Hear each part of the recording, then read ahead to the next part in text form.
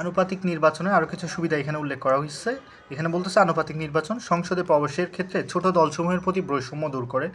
দলের প্রার্থী হওয়ার ক্ষেত্রে কম অর্থবান ব্যক্তিরা যে বৈষম্যের শিকার হন তা হ্রাস পায়। বিকশপ নির্বাচনে প্রতিটি আসনের নির্বাচনী খরচ বহুলাংশে প্রার্থীর নিজেকে বহন করতে হয়, ফলে আর্থিক সামর্থ্যহীন ব্যক্তিদের পক্ষে প্রার্থী হওয়া সম্ভব হয় না। আনুপাতিক নির্বাচনে গোটা দল তাদের প্রার্থী তালিকাকে জেতানোর জন্য একসাথে কাজ করে এবং প্রার্থীদের আলাদাভাবে নির্বাচনী ব্যয়ভার বহনের দায়িত্ব হ্রাস পায়, ফলে ধনী নির্ধন সকলের জন্য প্রার্থী তালিকার স্থান পাওয়া সুগম হয়। আনুপাতিক নির্বাচন দ্বারা গঠিত সংসদে অনেক বেশি অন্তর্ভুক্তিমূলক হওয়ার কারণে তা দেশের আর্থসামাজিক ক্ষেত্রেও বৈষম্য হ্রাসকারী নীতি গ্রহণ করতে পারে, যেটা বিকশপ নির্বাচন দ্বারা গঠিত সংসদের পক্ষে সম্ভব হয় না। তবে আনুপাতিক নির্বাচনের কিছু নেতিবাচক দিক রয়েছে। তার মধ্যে হচ্ছে ভৌগোলিক প্রতিনিধিত্বের ঘাটতি থাকতে পারে।